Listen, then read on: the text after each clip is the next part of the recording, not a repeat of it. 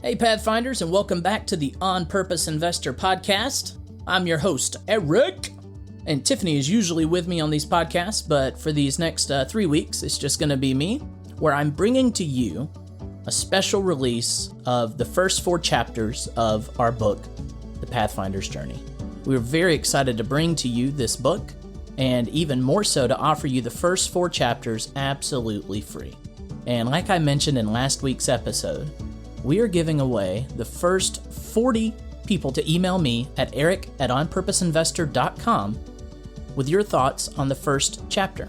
And today, if you like what you heard and continuing to listen to, send me an email, and I'll be glad to send to you a free download of the Audible on Amazon. So what you would get is a promo code, and you enter it in, and boom, you have the Audible version. Now, this is week 2, so they could very well have all been used up. But go ahead and email me just in case they haven't. All right, so we're continuing our journey into the book. This is Chapter 2, The Top 10.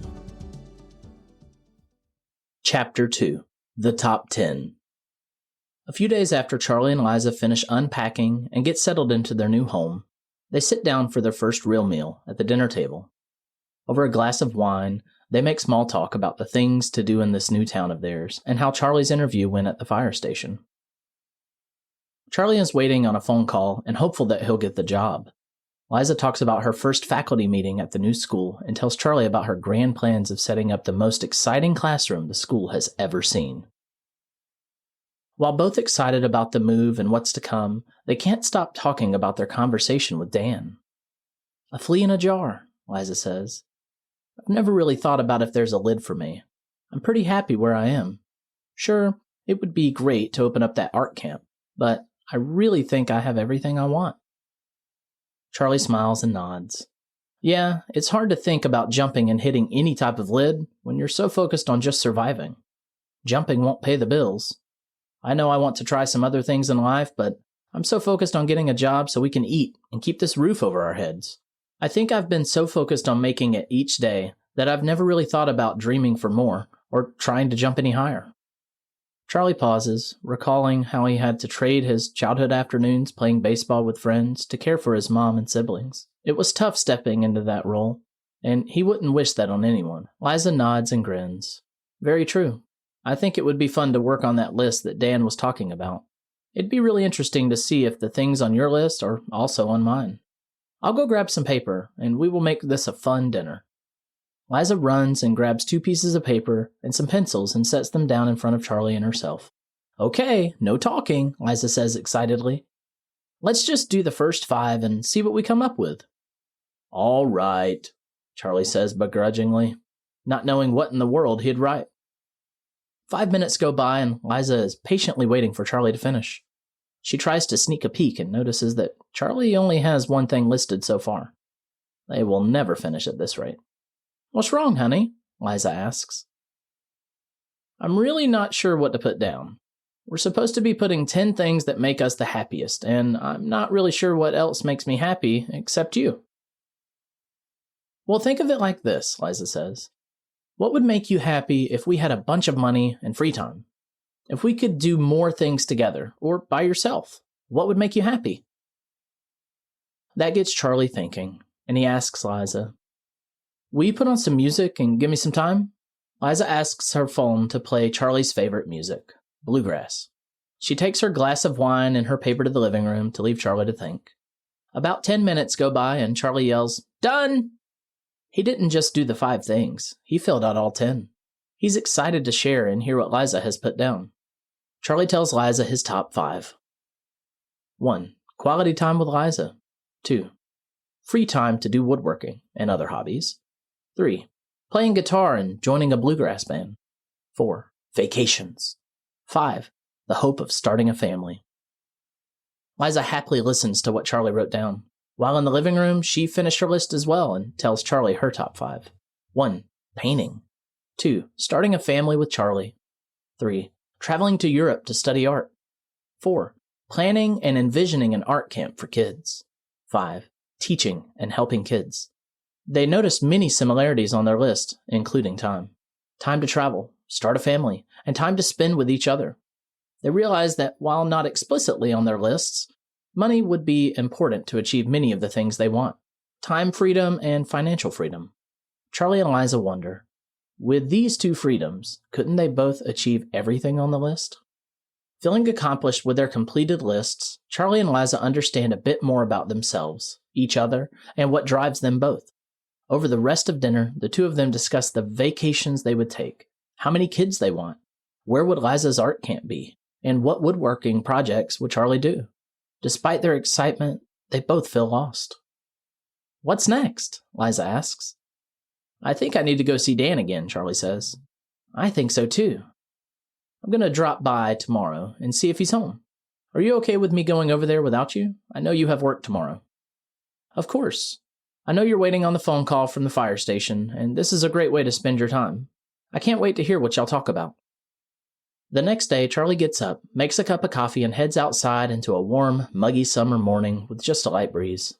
The birds loudly chirp, and several sprinklers water the neighbors' lawns. Charlie starts walking with the hopes he'll see Dan on his front porch. Thankfully, Charlie sees Dan walking up to grab the paper off the sidewalk and catches his eye. "Well, good morning, Dan," Charlie says. "Is it always this sticky and humid in Georgia?" Dan chuckles before assuredly saying, "Oh, you'll get used to these summers. We call it weather you can wear." Charlie notices Dan has a way of making you feel warm and welcome when he talks. Hanging on to every word Dan says, Charlie just knows that Dan's a rare type of person. Dan also doesn't blow smoke. He tells you what you need to hear to be the best version of yourself. "Oh yeah," Charlie agrees. "I feel like I just stepped outside and started sweating, even though the sun is barely out." Dan laughs. "That's Georgia for you. What are you up to today, Mr. Weber?" Charlie takes a sip of his coffee and says, "We took your advice and wrote out our list during dinner last night. At first, it was really difficult for me. I guess I never really took the time to reflect on what really makes me happy. Liza, of course, was all over it. She's very introspective, but we made it happen. It was great to see what made Liza happy and for her to see what made me happy." "Well, tell me what's on y'all's list," Dan says with a proud smile. "Well, I really had to think because I didn't really know what made me happy. But after some encouragement from Liza, I finished my list. We both discovered we enjoy quality time together, trips together, and we both have some hobbies that make us happy." It's so great that you were able to get that on paper. You've completed the first step of your journey.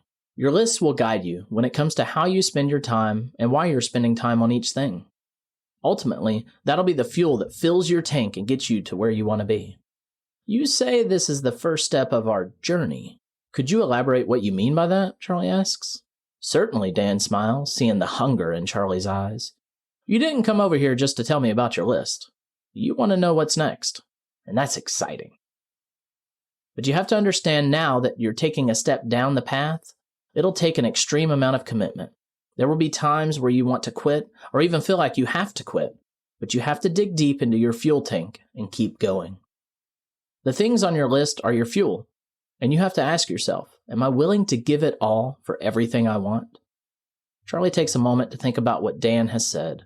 He doesn't really know where this journey will take him or how hard it will be, but he has a sense of comfort knowing Liza will be there with him. Charlie thinks, what's coming? What journey am I about to begin? How hard can it really be? I suppose these answers will come, but Liza and I have more work to do. So what's next? Charlie asked Dan. Well, now is the time to begin your journey as a Pathfinder and figure out your grand plan. What's a Pathfinder? Well, a Pathfinder is what Maggie and I called ourselves when we began our journey to freedom. It describes a person who desires to find the path to the things that bring them the most happiness and ultimately leads them to live the life of their dreams. Once you define your dream life, then you can figure out how you'll get there, Dan says reassuringly. This grand plan is called your roadmap. How about you and Liza join us this evening for supper, and we'll go over how to draw a roadmap that'll guide you during your new journey. Don't forget to bring a pen and paper. We'll be there, Charlie says excitedly. See you later. Call out. The roadmap. The roadmap details specifics of what your life will look like in the future. Typically starting with a 3-year horizon, it creates a clear picture of your daily life to provide clear direction for goal setting. The two of them shake hands and Charlie heads back home while Dan walks into his house. Charlie has a skip in his step. He feels so excited, but also terrified. What's this roadmap Dan mentioned? Will his life change overnight? Where will this journey take them? After returning home, Charlie eagerly waits by the phone for the call from the fire station. He's sent many texts to Liza about his conversation with Dan and the dinner that night. Most of the morning goes by without a phone call while Charlie piddles with his guitar. He doesn't play often, but does enjoy it when he has the time. Charlie starts pulling out all of the ingredients for a sandwich when the phone finally starts ringing. He's offered the job and is ecstatic to accept. He begins working with the local fire department that Monday. Finally, Charlie feels like he has some direction in this new place. While he's nervous about starting somewhere new and meeting new people, he's happy to know that he can start contributing once again. He texts Liza about the job offer. She's thrilled and can't wait to get home to celebrate with him. Charlie spends the rest of his day hanging Liza's paintings in the house as he waits for Liza to come home. Liza gets home early in the afternoon after a busy school day and bursts through the door to give Charlie a big hug. "Congratulations, sweetheart," Liza says as she wraps her arms around Charlie. "I'm so proud of you." "Thank you. It will be a lot of adjusting, but I'm excited." Charlie grabs his go-to beer, a hazy IPA, from the fridge and pours a glass of Chardonnay for Liza. They sit and talk about Liza's day and share in Charlie's excitement about the new job. After they finish their drinks, Charlie and Liza grab their pens, paper, and the bottle of wine they got for Dan and head towards his house. On the walk over, Charlie and Liza hold hands but don't say a word. They catch each other's eye a few times, sharing their strong connection. They can each sense that tonight is going to be life-changing. They arrive at Dan's and knock on the door. Dan opens it with a big smile on his face, while the smell of something delightfully Italian-y wafts through the door behind him. Standing behind Dan is his wife Maggie, and their 2 kids, Ava and Aiden. They all make introductions and head inside. On the way to the dinner table, Liza slowly walks through the foyer to take in more of the pictures and feels a burst of excitement. She wants so badly to have pictures like this on her wall one day. Over dinner, everyone talks about the kids' school day, which included a trip to a local museum where they learned about the early settlers of their town. The kids are so excited to tell Charlie and Liza about the horse-drawn carriages and battles over land rights. As a teacher, Liza feels overjoyed to hear the excitement in their voices. She thinks how awesome it is for Maggie to be their teacher and spend so much time with them. She hasn't realized it before, but Liza would love to build something similar with her future children and explore the world with them. As supper is wrapping up, Dan asks the kids to tell Charlie and Liza what their mom and dad do for a living.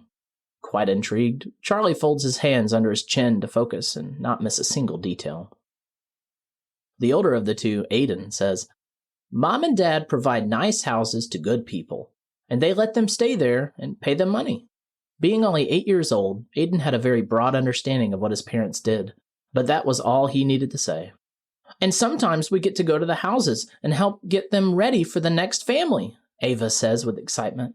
"All right, my 2 little monsters," Maggie says. "It's time to start getting ready for bed. Y'all tell the Webbers good night." Aiden and Ava get up from the dinner table and tell Charlie and Liza good night. They run upstairs with Maggie right behind. "You have a wonderful family, and dinner was delicious. I might need to get a bigger belt if we keep having meals like this," Charlie laughs. Liza echoes Charlie's compliments as they help clear the table. After clearing the table, Dan, Charlie, and Liza sit down. Dan says, "Y'all have done a great job so far, but now it's time to really dive in and turn your list into a roadmap that will direct you straight to your dream life." Eager and excited, Charlie and Liza get out their pen and paper, not knowing what will land on the page. But they're hopeful that whatever it is will bring them closer to a life with as much fulfillment as they see with Dan and Maggie. "Let's get to work," Dan smiles. Chapter 2 Reflection. If you haven't done your top 10 list yet, go do it now. Start thinking about your dream life with your top 10 as the foundation. After you create your top 10 list, share it with your friends, family, coworkers, etc. By sharing this list, you'll accomplish 2 things. 1, you're making a commitment to yourself and being held accountable by those around you to live your life working towards these items. 2, you will quickly see who you want to have in your circle. If you find that the people you surround yourself with are not encouraging and supportive, you may want to surround yourself with people who will help you achieve your dream life. Becoming a Pathfinder is no light commitment. It takes a full heart and dedication to overcome the challenges it will bring. Are you ready to put in the work to becoming a Pathfinder and achieving your dream life? We hope so. All right, y'all. Thank you for listening this week, and if you like what you heard, go ahead and shoot me an email, eric@onpurposeinvestor.com, to see if we have any promo codes left. I would love to share it with you. If for some reason we do not have any promo codes left, there is still a 99-cent ebook version on Amazon that won't last forever. So go ahead and get your 99-cent ebook. And if you haven't already, leave us a review. We would greatly appreciate that. It really helps us get this book to as many readers as possible. And if you've already left us a review, thank you endlessly. Seriously, we really thank you. It really helps us out a lot. All right, stay tuned for the release of Chapter 3 next week. And that's all we have for you this week. As Tiffany loves to say, and I really enjoy hearing it, you only get one life, so live it purposefully. See you next week, Pathfinders.